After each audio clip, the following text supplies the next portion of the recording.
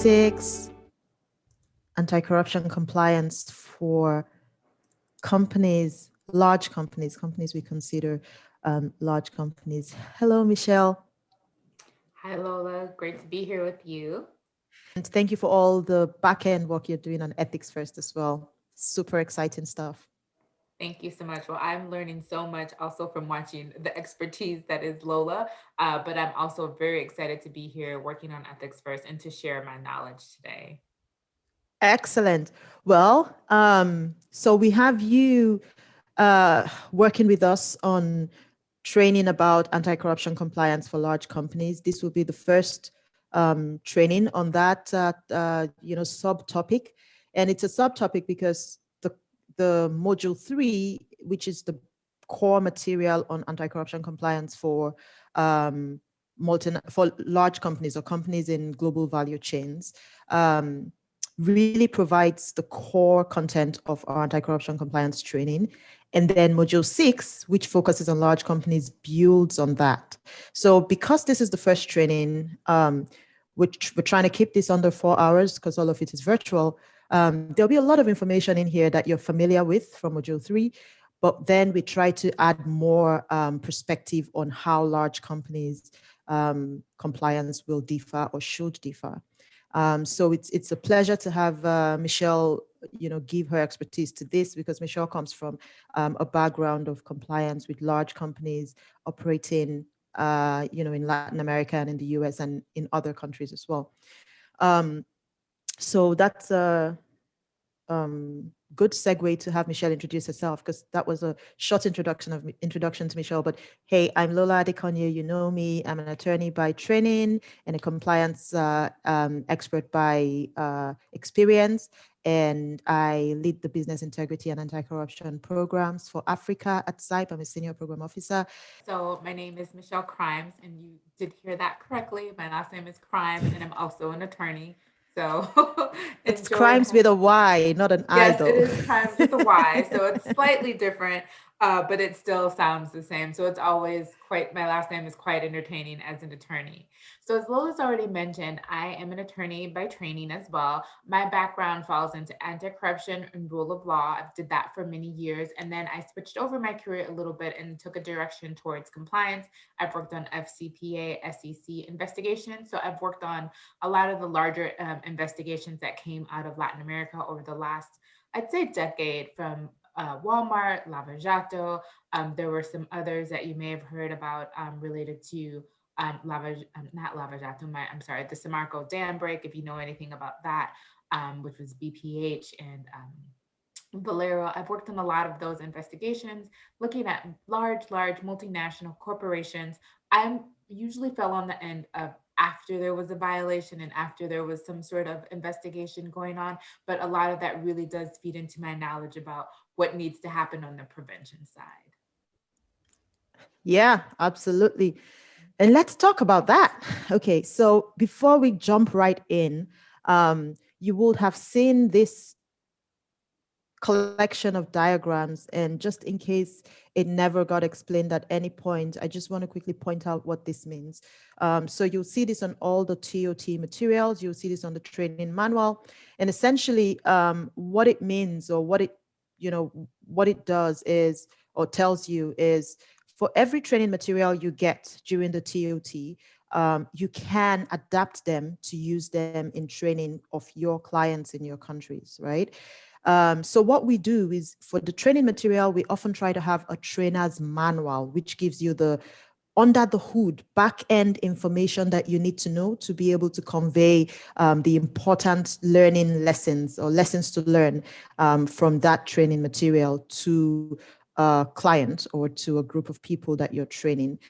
So these diagrams just helps you or helps us communicate with you to say, hey, while you're training about this session or this topic, there's something you should know to include in your training. And so when you see an arrow, it says, okay, in this part of the module, or in this part of the training topic, there are some activities to help you get the participants to assimilate the concepts that you're teaching, right? So we say, hey, there's an exercise, there's a group activity, group exercise, there's a scenario you can discuss. So these arrows you see in the trainer's manual tells you, while we're discussing this topic, hey, look up the activity associated with it. This tells you there are some guided questions that gets the participants to think out of the box or to think differently about problems. This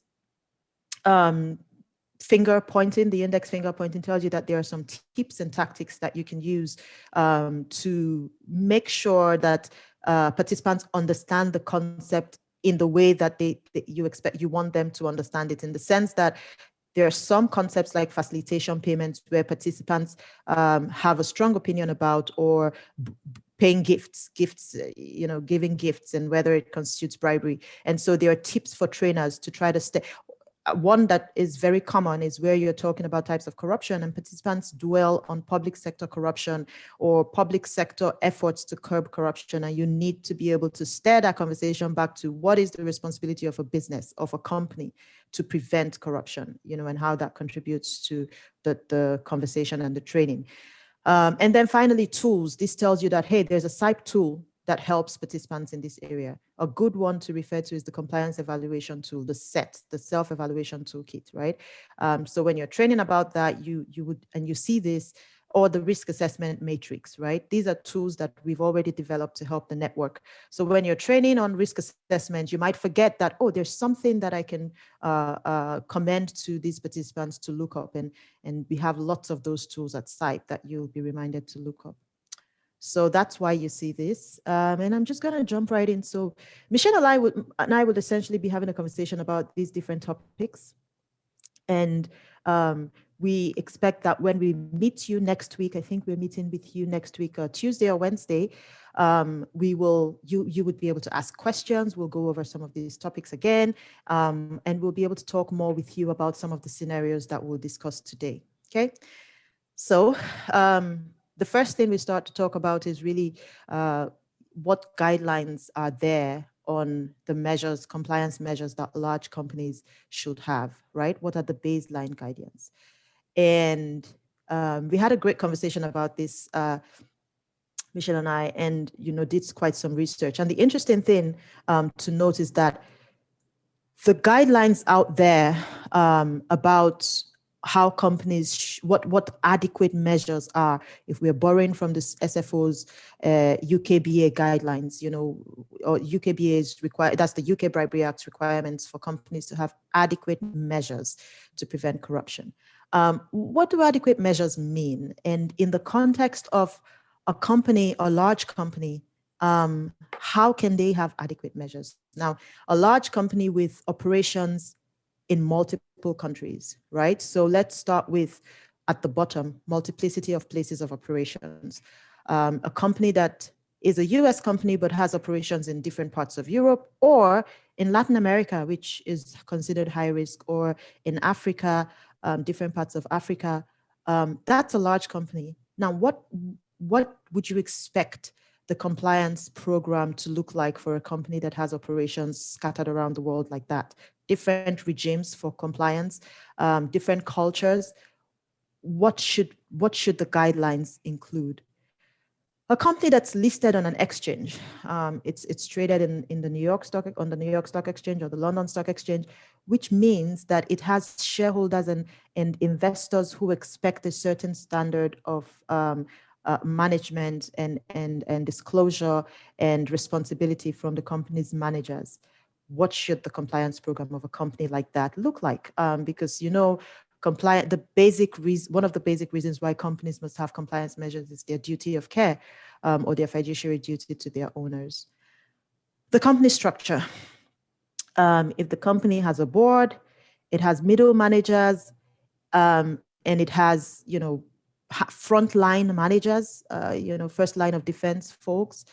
The owners of the companies are far removed to some extent from the everyday to-day activity of the company, right? So managing that sort of company where you set the corporate governance professionals put it this way. They say directors should have their nose in, but their hands out of operations. So a company where directors have their nose in, but they're not involved in day-to-day activities. How should they structure their compliance programs so that the people who are involved in day-to-day activities are effective in making sure that they protect the company's reputation, protect the company from legal liability and the like?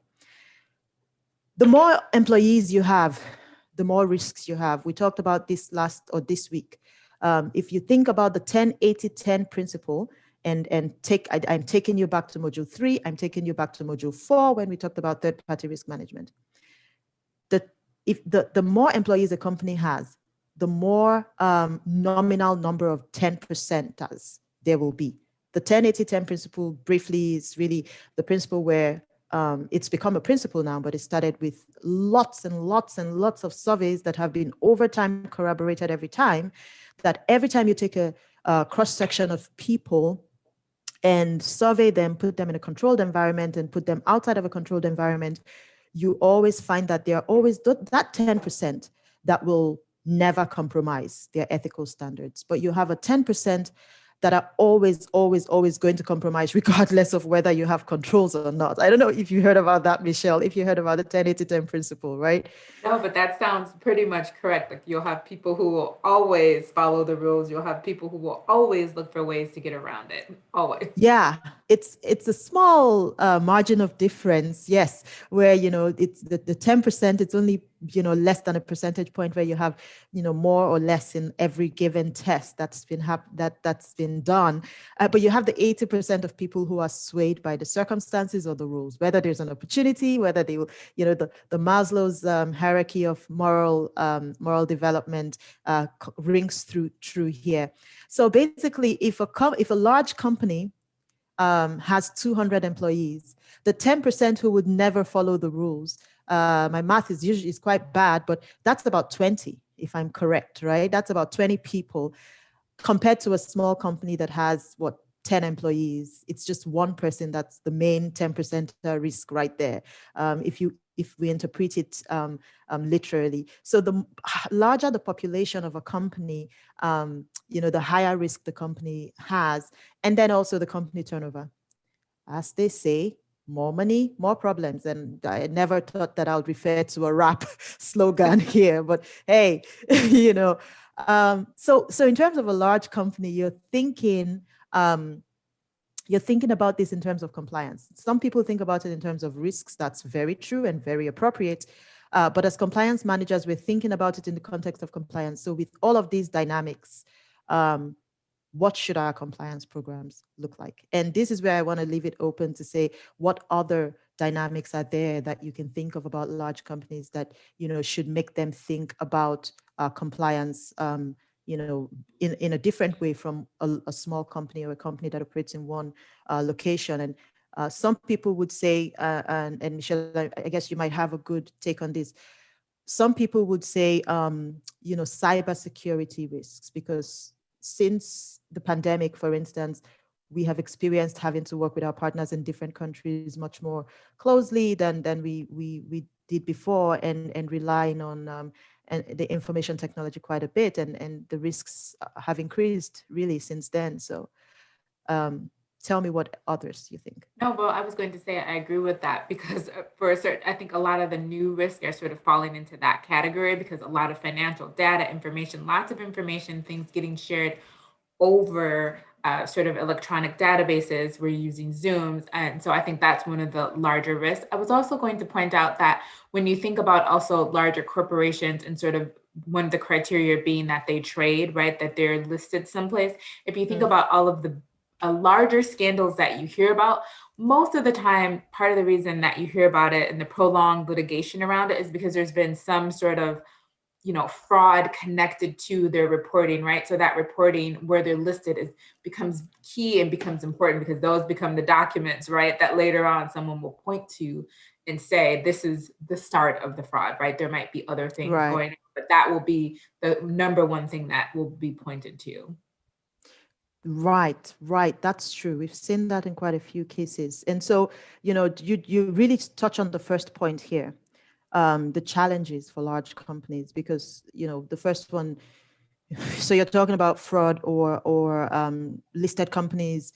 Yes. Difference in legal and regulatory regimes from region to region, or from country to country, or from state to state, or city to city. And, you know, why that matters is because, like, large companies in the US, for instance, are very aware about their compliance risks and responsibilities. But if they had to do business with a company in Angola, for instance, that's never really had to be proactive about compliance, they have to be influencing that culture in that company. And changing culture takes time and effort. So how do they do that effectively? And that's why, even though these are challenges for large companies, and we're talking about Angola, but when you think about multinationals, they're working in 5 different countries, 10, 20, 40, 50, with different regulatory and legal requirements, right? So the challenge abounds. But even though we talk about the challenge, we also talk about the solution. So we're looking forward to talking about the solution with you more next week. I'll quickly run through the challenges, touch on the solutions, and, you know, Michelle and I can discuss some of them. But when we meet next week, we'll want to talk more about the solutions. Another challenge is the diversity of cultural expectations and practices in global operations. In India, for instance, the expectation about giving gifts, and China, is different from the expectation about giving gift in Nigeria, in the US. That's also the case in many countries on the continent, in Sudan, in Kenya. And gifts can really, they're the easiest thing to be used as a subterfuge for bribe. And so when you have to deal with those kinds of different cultural expectations with multiple different companies or subsidiaries or partners, it will not be the best approach to outrightly ban a culture. Not because, you know, you want to break the law, but because realistically, your policy to ban a culture that has gone on for a long time will never be effective. So you must appreciate and understand that culture in that country and create controls that are realistic, are pragmatic, to implementing, you know, in your programs in that country. And some of those controls could simply be absolute declaration of goods or of gifts that are given, a threshold on what the value of gifts that can be given should be, whether gifts should be given by individuals or whether they should be corporate gifts, and what the threshold is. Those kinds of rules around what gifts should be given. And then over time, if you're going to phase out gifts completely, over time you can phase them out, but you have to start by having realistic measures in place about, and this is just gifts. There are so many other exceptions or issues, rather, not exceptions, like facilitation payments is another. I'll give you a quick example in Nigeria. In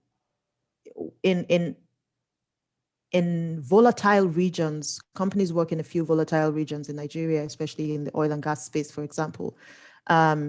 You find that companies have to pay for security, pay either the police officers in those cities for security protection, or independent security groups that might be criminal groups, can't be vetted, okay? And what sort of things does so we talk about cultural expectations, but we can change that to local expectations. What sort of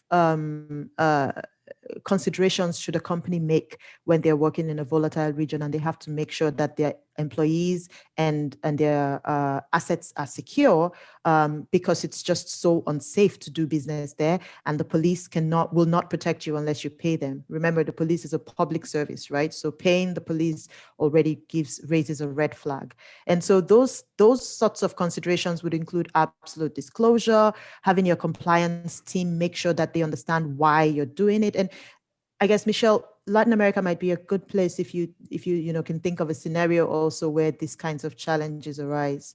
Right. So I was thinking in particular of Mexico, where this ends up being an issue, and everyone knows that sort of a way to ease the way of getting a permit, right? Most of the corruption, a category of corruption that you will see coming out of Mexico is specifically related to permits and inspections around construction. So if you're a business that would like to build more sites, if you would like to build anything, you have to get permits and you have to work with government officials to do that.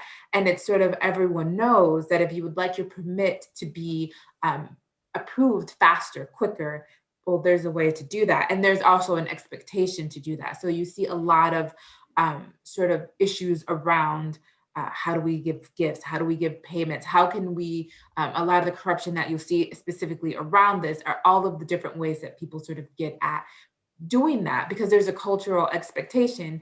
I will say that now there are laws, not that there are no laws in Mexico, there are laws. It's just that sort of enforcement of those laws up until now isn't as strong. It's getting stronger, right? The newest administration is very pro anti-corruption in corporations. And so there's change on that, but that's sort of an issue that you will see. Right, right. Yeah. And once it's okay to give gifts, then, you then don't call them bribes anymore. And so that's how you shape culture.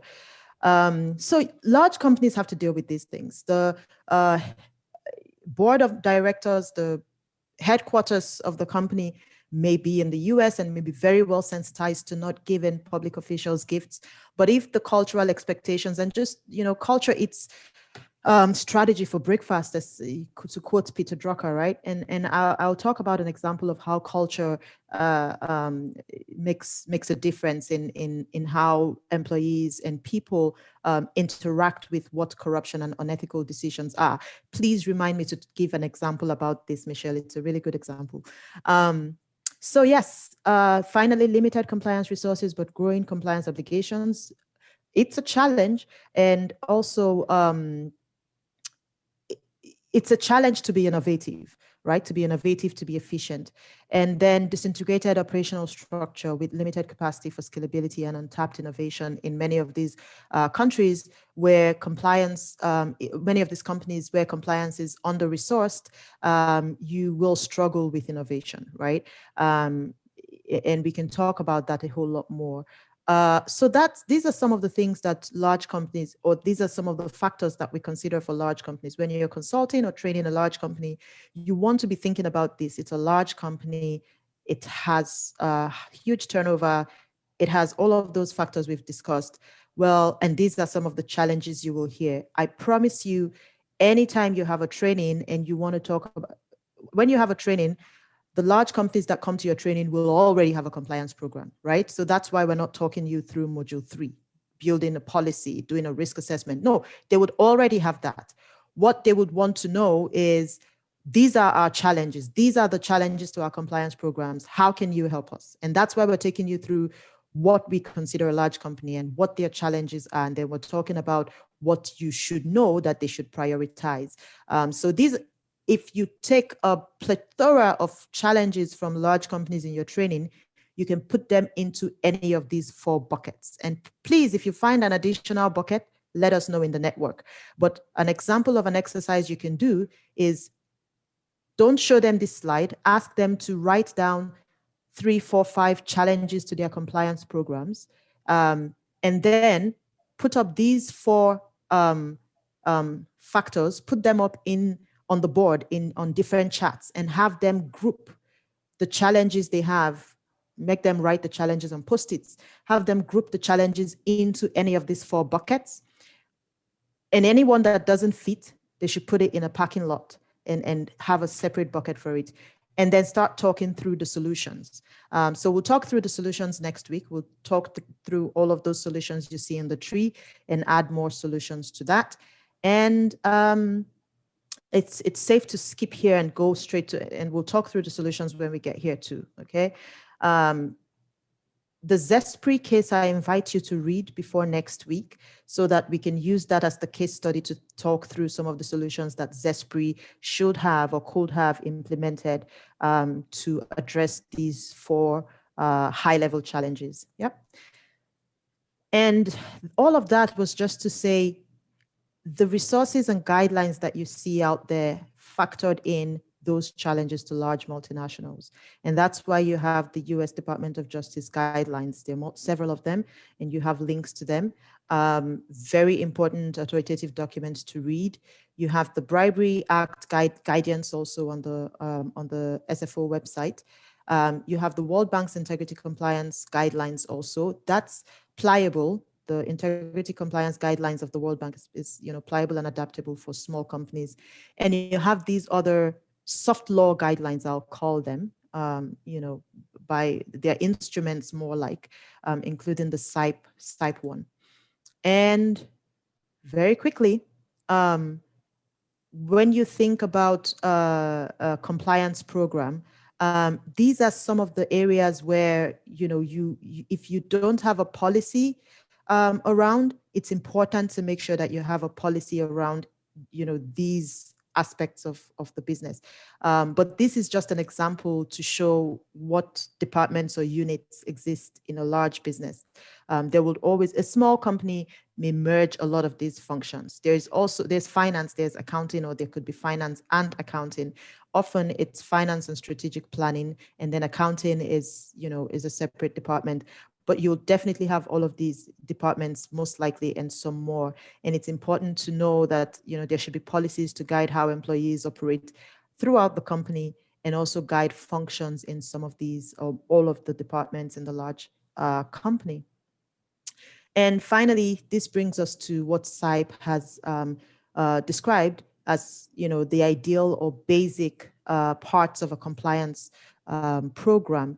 Now, this is a baseline, so companies can even do better, but this is a baseline. You want to have a risk assessment. You want to make sure you have the policies and procedures. You want to make sure you do have the compliance infrastructure, which means you have the compliance function and the support for that function, whether it's a centralized compliance function or a decentralized function. You want to make sure that you have the support and the infrastructure for that function to operate effectively. Training and communication is critical. And I'll let Michelle talk more about that when we get into the next part. You want to make sure that you're monitoring and auditing every time, because your compliance program is as good as your implementation capacity or your implementation level. And you can't know if your compliance program is effective unless you monitor and you do audits from time to time. It's important, especially because you're shaping culture, to make sure that employees can report problems and that you investigate. Employees would learn better how to make ethical decisions if they know how to identify ethical dilemmas and challenges. And reporting is one way that you can test whether employees are making that change. When you think about measuring the strength of your compliance program by looking at the number of reports you get from the whistleblowing hotline, if the number of reports drop, you can look at it as one of two things. Employees no longer know that it's important or good or to report, or they don't know how to identify corruption problems. Or you can say, well, maybe there's not a lot of corruption going on, but you definitely are, that way you're monitoring, right? But you have to be asking the right questions. And then investigation, enforcement, and discipline is important, and incentives for doing the right thing is important. And finally, you must be able to respond and prevent and improve when there has been an incident. So learn from what has happened. So, I mean, I think there's so much more to talk about here. I'll hand off to Michelle to definitely go into more of these details about, culture and the tone at the top and the compliance function. I'm happy to chat about that. So thank you so much, Lola. So I think one of the biggest things that you have to consider when you're talking about sort of what compliance means, it's organizational culture, it's your ethical leadership, and it's really understanding what that compliance function means and how it operates. It doesn't just operate at one level as the compliance team, right? It has to actually go throughout the whole entire culture of your operation. And so it really starts with, I have here like 3 basic things, right? The tone at the top, the messaging, from the top, and not just the messaging, right? The core beliefs, your COO, your CEO, and your board, they all have to believe and do everything that they can to sort of push an ethical culture forward. I think one of the most basic things that we see is a code of conduct. You have to tell people how you expect them to behave. For us as an organization, this is acceptable, this is unacceptable. And you have to make those sorts of things uh, forward and upfront so that no one has to guess sort of what is the culture here? What are our boundaries? Everyone needs to know. And I think that Lola has already mentioned this and touched upon this, and I'll go a little bit more deeper, I think, in the next module, but training is essential. It has to be like this training interactive and interesting, but you need to have training to reinforce the tone at the top and the code of conduct. You can have both of those things, but if you don't really have a team who's sort of interacting with it and understanding and learning, more than just sort of signing a document, right? To say, oh, I read this. They really need to have a way to learn what your corporate culture is or what your compliance culture is. It's really, really, really important. And so these are three really critical things, but I always say these things alone really don't build a culture of ethics and respect, right? It has to be a bit more ingrained. It has to go beyond that. So when you're sort of thinking about these things and you're talking with a company that might be thinking about, well, how do we create, right? That's always the question. How do we create a culture of compliance? It is a very nuanced and long-term sort of endeavor, right? You've got to have these three things, and then you need to keep reinforcing it. You need to reinforce it. If you're a large multinational, it's not just you send people from home office to investigate or when there's a problem, right? You have to create opportunities for your compliance teams all over to really interact with each other so that they can start to understand what each other's sort of cultures are and what the norms are. And then you start to build from there, because your compliance cannot happen sort of in a vacuum. And as Lola has already alluded to, you cannot create a culture of compliance sort of in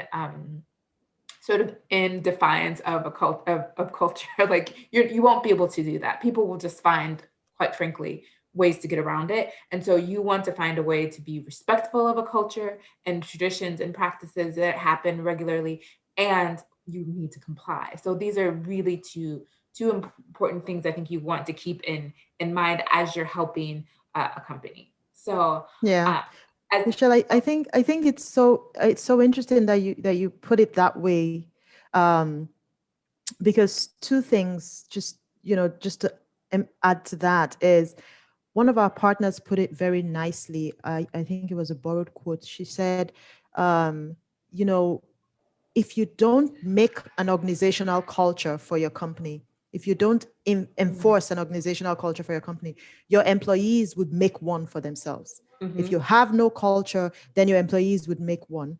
Now, and if you're talking about, no, go ahead. And then you may not approve. Hoping that you have ethical employees, right? And you're left, at the mercy of the environmental factors in that country to have shaped your employees to be ethical employees. And so they build an ethical culture. Just like you're saying, it can't happen in a vacuum. You can't build an ethical culture in a vacuum, no, right?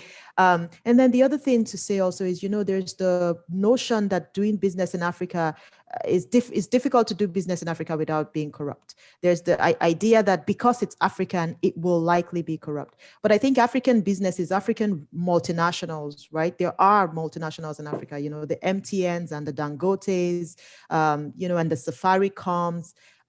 They can own an ethical culture and export it to West Africa, East Africa, South Africa, wherever they work.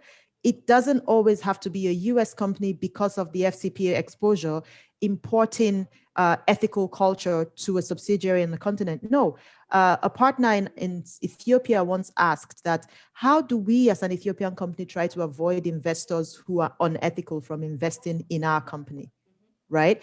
And so African businesses can and should deliberately decide, we want to have an organizational culture that is ethical, and we would shape that culture within our country and beyond our country. So it's interesting that you put it that way. And I thought, to share that perspective that we got from. And it's important. And I think I've picked this up having worked in different places and having had colleagues. I actually had colleagues in Angola. I've had colleagues in Central America. I've had colleagues everywhere, and it's we're not talking about something that is particularly American. If we all have the same goal, that our company is functioning and prospering, we know that perhaps paying gifts or bribes or anything like that that might sort of, for lack of a better way to describe it, siphon from our ability to prosper as a company, that's not particularly, American. That doesn't have a particular Yeah. source, right? That's the business case for being ethical, is that it costs money to, when you have to deal with corruption within your own organization. And And what we lives. see, exactly, and what we see in the larger sort of cases, right, that we all see, is it costs a lot of money for a lot of people. But I think if you're talking, even small and medium, it has the cost, and that cost really does impede your ability to grow and to sort of prosper as a business. So Absolutely. we've talked about most of these points. I think the one thing that I would like to just touch upon, which is important, is that compliance is organic and ever changing. It is always changing. There are new rules that come out that might influence you. There are new, like I was mentioning for Mexico, new rules, right? New administration and sort of new flow. And so those are things that companies can take into consideration. And it's just something that we thought was okay before isn't okay now. And so there's always a need. This is why training is important, because you kind of always want to be giving your employees like, well, we thought this was okay, now we know it's not. Or, Right. we used to do this, but now we don't think this is, an acceptable practice for these reasons. So I think that's really, really important, because as long as you're connecting that ever training, changing to your training, and then what we'll talk about a little bit later, your monitoring and your assessment, you can have a really great, stable compliance program, because you're always looking to see what the landscape looks like. And that's a really an essential and important thing. So if we could, thank you. Yeah. So Yeah. we've talked a little bit about the tone of the top, but I guess what I'd like to do is just a little bit more conversationally sort of explain what that means for me. I've got all these great, it's the glue that holds the organization together. It provides the foundation. It's the ethical climate. And I think that is what you need from ethical leadership. So you have to have individuals who are known, ethical people. Like, oh, when people think of, that compliance officer, I have people who I've worked with in compliance, and I think, oh yeah, that person is, those people who come to mind. You want your compliance officers, your board, your CEO, you want them to be people, when your employees think about, or employees think about, this is my leadership, they want to be able to think, oh, those are people who I think can be trusted. Because ultimately, when an issue pops up, and we'll talk about this in whistleblowing, and there's an issue, people in the middle, right, are responsible a lot of times for executing that. But oftentimes, while complaints come to your middle management, people think about what leadership looks like. And if they think that their leadership, right, doesn't have the right tone,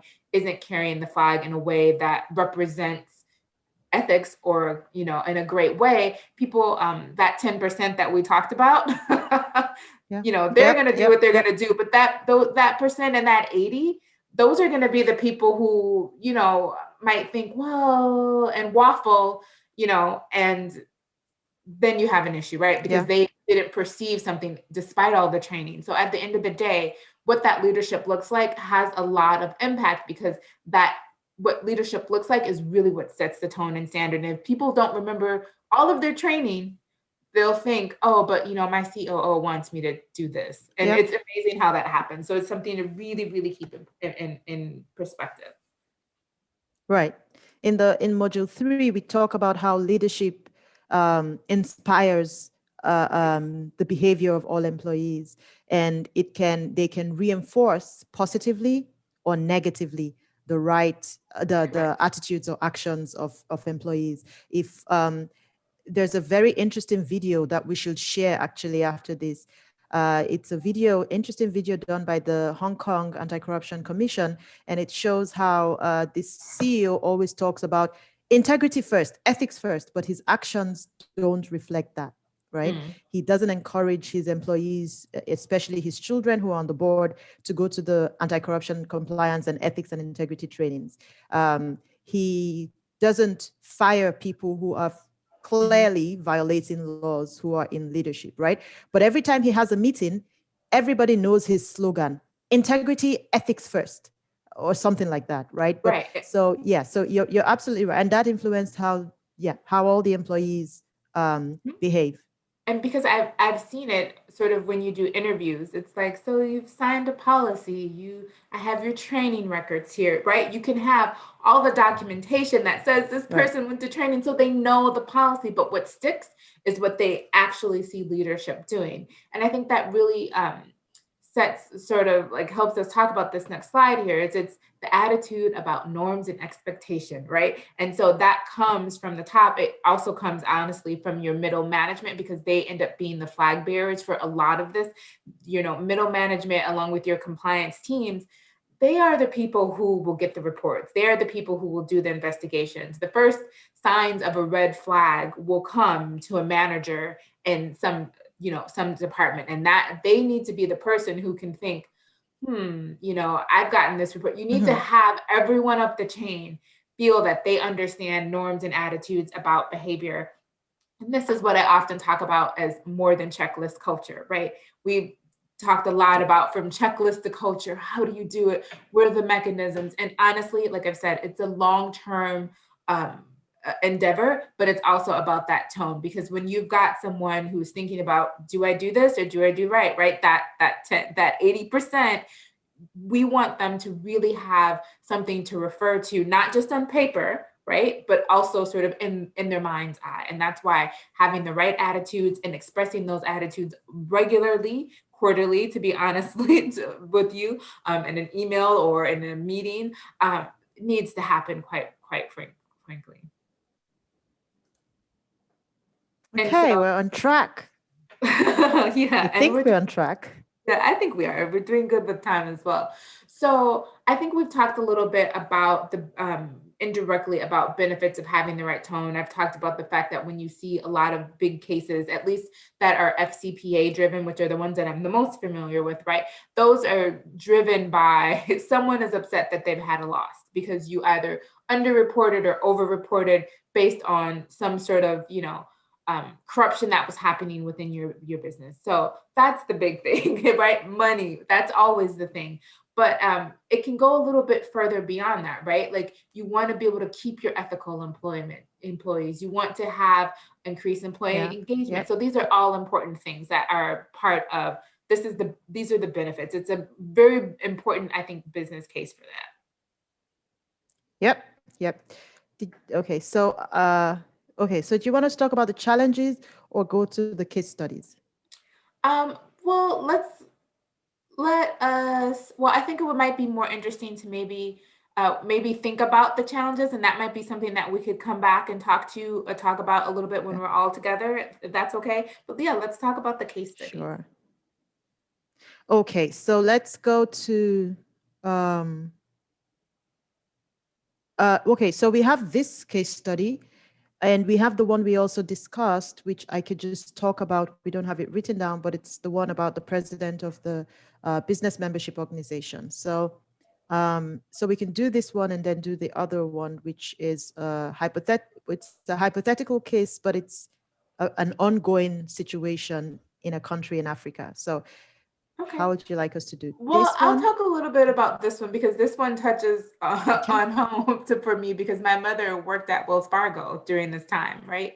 And so I got to see firsthand that really, again, leadership was very committed to growth, right? Pushed. And so I remember my mother, this was her part-time job, she's retired. There was this strange push all of a sudden for more mortgages, and her department was mortgages. So not to disclose too much, but that's sort of what was happening. So I got to actually see what was happening. And you got a front row seat on this one. I did. And my mother was That's why you're called Crimes. Yes, I get to see all the crimes up front. I'm going to actually share that one. at the next, we have a Good. family Skype, like I'm sure, or a Zoom, like many of you do. I'm going to share that one. I'm sure everyone will kind of giggle at that one.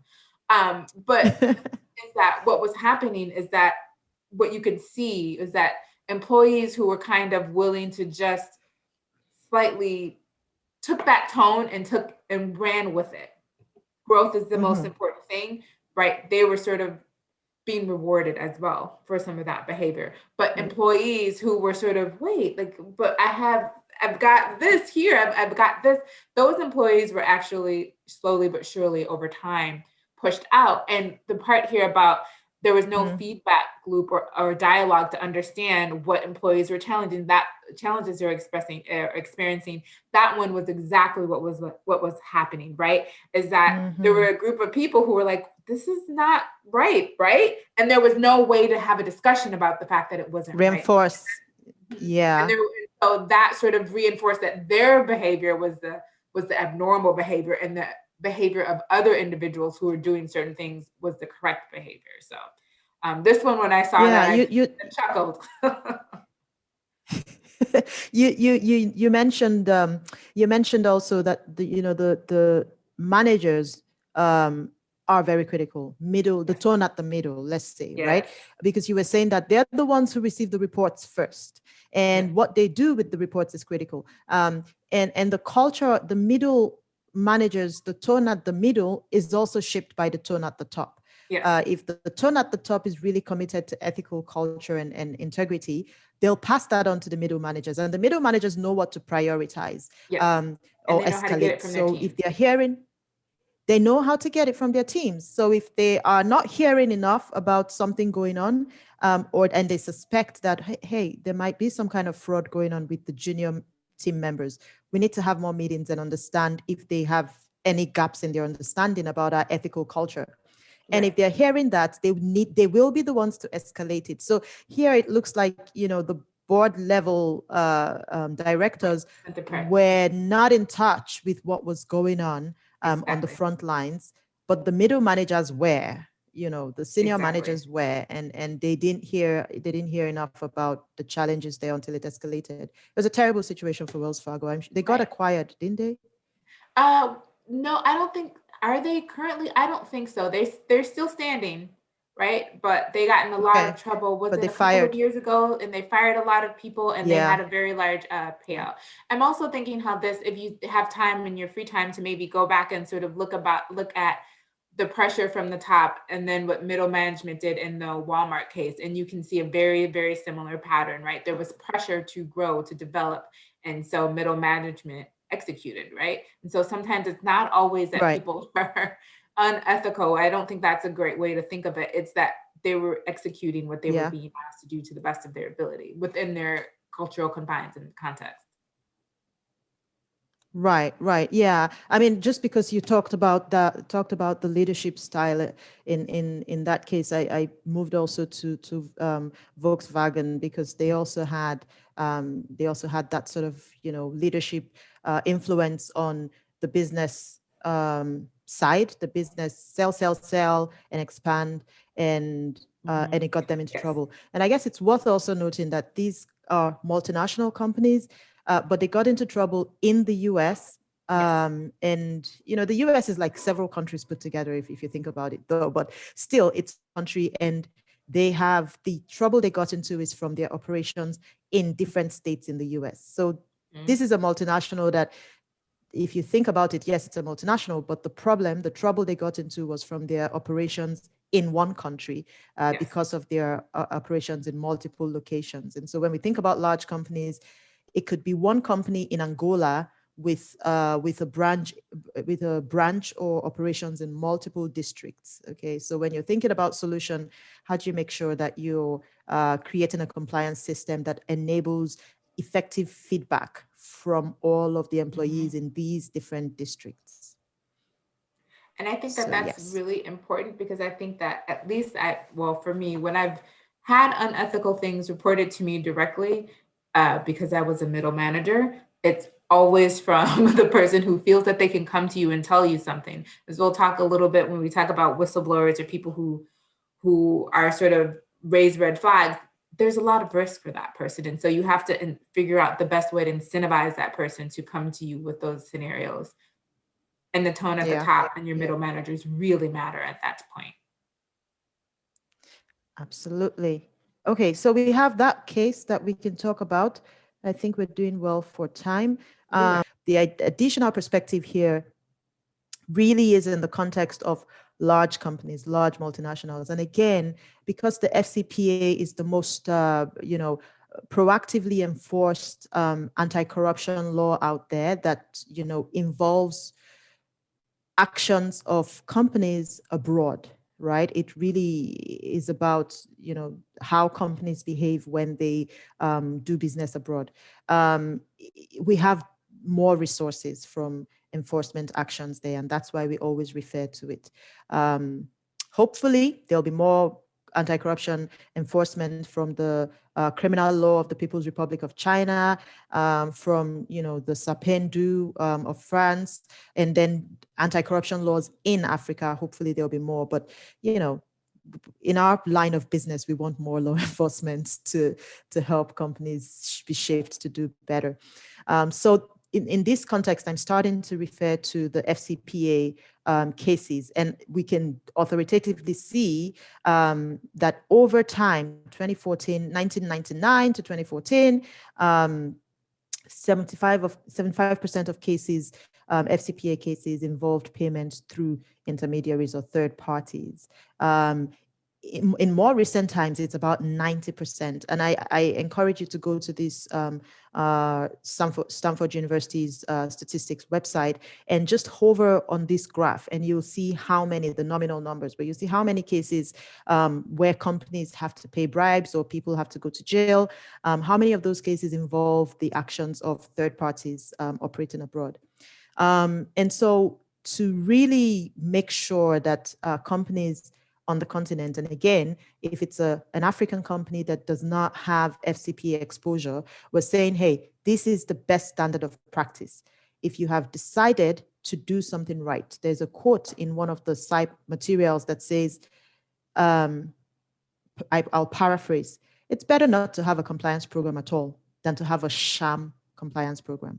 So if you decide to have a proper compliance program, which is about building the ethical culture in the company, as Michelle has just rightly, elaborately told us about, it's important to remember that once you build the culture in your company, you still are at risk of third parties and agents acting on behalf of your company in a way that compromises your company. And that's the worst thing that can happen. You say to yourself in your sphere of influence that this is how I operate, this is how my company operates, and this is how I want to be known to operate. But then you have lawyers or accountants working for you, and one of them smears the image of your company because they don't know enough about your organizational culture. And that's what you need to be able to prevent. As a large company, again, you have a board of directors, you have senior managers, you have middle managers. All of these, different layers of management poses its own kind of risk to your business, because they have multiple functions of, identifying the third parties to work with, screening the third parties you will work with, and monitoring them, monitoring performance. And there are multiple risks that could occur.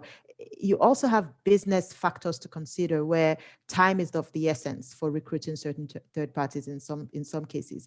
And how does your compliance program function in those situations? Hey, we just had a pandemic. We've learned that in a pandemic, a few procurement rules get shelved because spend is important on medical supplies, and you need to get that quickly. You need to coordinate. And so your company faces a different kind of risk in high risk situations like that.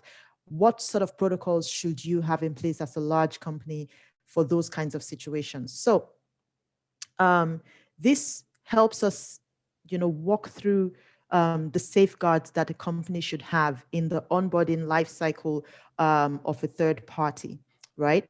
And it's a baseline, but if you look at it, we start off with, okay, a large company that you're training, that's in your training room or you're consulting for, will definitely have a procurement screening process. If your compliance training is about third-party mitigation for that large company, you want to ask them, all right, let's look at your procurement screening process, because that's the way third parties come into your company. There may be other ways of getting third parties to come into the business's operations, but you would find those out from your conversation. First of all, procurement screening process, okay? And in looking at that, you want to see, okay, so we need to do a risk-based analysis of the risk of these companies, right? And in the procurement screening process, there will definitely be some ways of trying to analyze the, integrity of, they will definitely be analyzing the business and operational risk, but then you want to see, is there integrity and ethical risk being considered in the procurement screening process? Good example for site, for instance, you were onboarding a new grantee. We ask to see their financial records, right? We ask to know who are the people behind this company. We also ask other people in that country. If we have a country office in that country, we want to say to the country office, can you do informal reviews about this company? Tell us what, whether they are credible. Is there bad press about them? Do you know their shareholders? Do you know their directors? So you would want to say, if they only have business and operational screening in their procurement process, you'll want to say, hold on, we need to know more about this company. And that's where you start to integrate the ethics and integrity questions in their questionnaire. So example of what you do, let's take a company. Michelle, let's use your name, Crimes. Let's say Crimes Limited, right? In Angola, okay? And so Crimes Limited, you're consulting for Crimes Limited. You want to say to Crimes Limited, right, your third-party risk management process, let's scrutinize that and see whether it's effective to protect your company from corruption, fraud, bribery risks, all kinds of corruption risks, right? And so you're asking these questions. What's the name of the company or the individual? And then you do the screening. What country, region, city are we talking about? And then you look at the patterns of risks in that country or region or city. Remember, I talked about security risks in the Niger Delta region of Nigeria, right? If you're doing this for a company in that region, you're like, okay, we know that that area is volatile. You need to pay police officers, and that's a risk of bribery, right? So you factor that in. What industry, what products or services are we talking about? And that helps you analyze the risks of the clients, or helps the company analyze the risks of the third party they're onboarding. Then you want to do a classification, right? It's often, large companies often have to do this. And you see, when you're doing a due diligence, it's an integrated effort between compliance and the business teams, okay? So a good example for why it's important to do this with the business teams, because compliance officers are business partners. You're not auditors, you're not the police, you're not investigators. You need to be business partners so that you can effectively support the business. And so one of the things you're looking at is, hold on, if we're bringing on board a third party, and this third party is the only third party that can provide a service, that's a critical third party, because if you lose that third party, then your operations suffer, right? So that's a critical third party, and you don't want that third party to compromise your business operations. So you really need them to strengthen their compliance and business and operational risk management so that it doesn't compromise your business operations. So that's one way to look at it. If it's a critical third party, everything else that you consider might put that third party in a high risk bracket. It's important to know where your third party falls: high risk, medium risk, low risk. Why? Because your mitigation would vary. If it's a high risk third party, which means they're critical, you don't want them compromised because you really need them. You know you're too dependent on them. Then you have to provide them as much training as possible. You have to put in all the safeguards in your contracts with them. You have to do enhanced due diligence to even know how that impacts your business, because you want to know, can we proceed with this relationship or not? Is this a relationship that we start today and you're going to have to terminate the relationship because they violate a core part of your contract, which is they pay a bribe or something, right? So it's important to classify them like that. And then once you do that, you then have to come up with your legal obligations for them and your controls. And you have to monitor, monitor. One of the things that I think is important to remember about collective action is that it can be really, really important for businesses because because you can create what I'm currently calling and something that I'm working on, right? An ecosystem of ethics and an ecosystem of compliance, right? And so if you sort of being a business, company that behaves ethically, you might see that as a disadvantage. And in fact, a lot of companies do. That is the other thing that we always hear, and I'm sure that you talked about here extensively. I'm at a disadvantage because I'm following all the rules and nobody else is following the rules.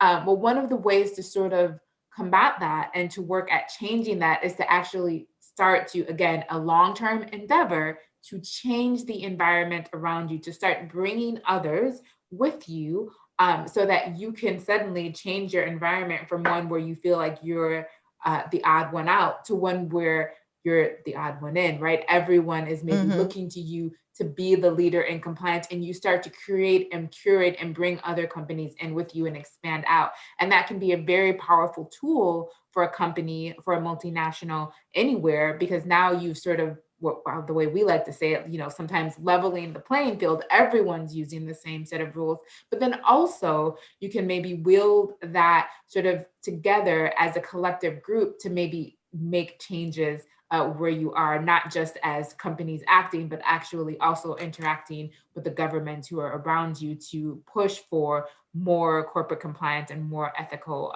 ecosystem. And you can create a complete ethical system. I'll maybe talk about some of the examples of what that looks like when we sort of convene, and we'll talk about some best practices and then sort of approaches and tools that you can use. So. Yeah. Well, thank you, Michelle. So much for letting Today me we had. Sorry. Yeah, no, that's fine. I was just going to say today we had office hours and we talked about this a little bit because we were talking about the patterns of bribery and compliance risks, right? And I remember DOJ investigators would always say things like, if you want to be able to identify risk, look at what other companies, your competitors, other companies in the industry that have recently been investigated, look at what they're doing. The risk patterns in one industry is all often similar. So when, for example, I gave the example of the Macau gambling bribe in China. When companies try to bribe through gambling arrangements, which I discussed during the third-party risk management, if the employees are speaking to each other and saying, we're facing this kind of challenge. Actually, let me use a Nigerian case, Dredging. It's an oil company in Nigeria. It was being owed by the government of Nigeria for 4 years and didn't get paid a lot of money. And so they were offered the opportunity to bribe a public official to help them get paid, get their money out quickly. And they did. They got the money out, but they had to pay it back in disgorgement, right? To the under an NPA, either an NPA, non-prosecution agreement, or a DPA, to the U.S. Department of Justice. And when employees are talking to each other in that industry, they're saying, "Oh, we also have that problem where the Nigerian government hasn't paid us for over 5 years. What did you do to get paid?" I say, "Oh, we spoke to this man who helped us get things done." Right. And so that pattern spreads in the industry. Employees are talking to themselves. And so that other company decides, oh, well, let's go pay a bribe. But as a compliance officer, you have to be in tune with those things. A compliance officer in a small oil company in Nigeria that sees that Dredging case should have a training the next week to say, hey, just in case you're thinking about this, report it to me, Yep. Don't do it, right? And that's where collective action comes in, because the company is still running at a, yes, the company is still running at a loss by, its money is being held back. But once the compliance team is brought into that conversation, they can start to say, hold on, should we be speaking with the Lagos Chamber of Commerce or the Nigerian Chamber of Commerce? Is there somebody we can call in that public office that can, move things around?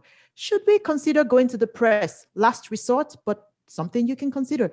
What other alternatives are there that we can use so that we avoid having to pay a bribe? And that's where collective action and I think of collective action, and I'll end on this, sometimes as sort of like the external way that your compliance team can have to find tools, right? Because like Right. the example that you just gave would require compliance officers to be talking to each other again in this ecosystem to know that you could go to someone and say, you have that issue.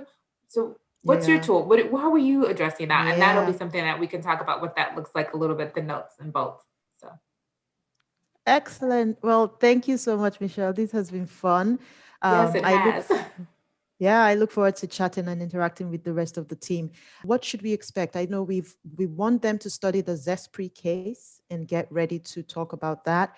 And we want them also to think about solutions to the challenges of large companies doing business in multiple different regions and, has a high number of employees and how, how challenging it is to make people behave a certain way, but Right. also there are lots of tools and solutions that we can think through as well. So we want them to think about those solutions, right?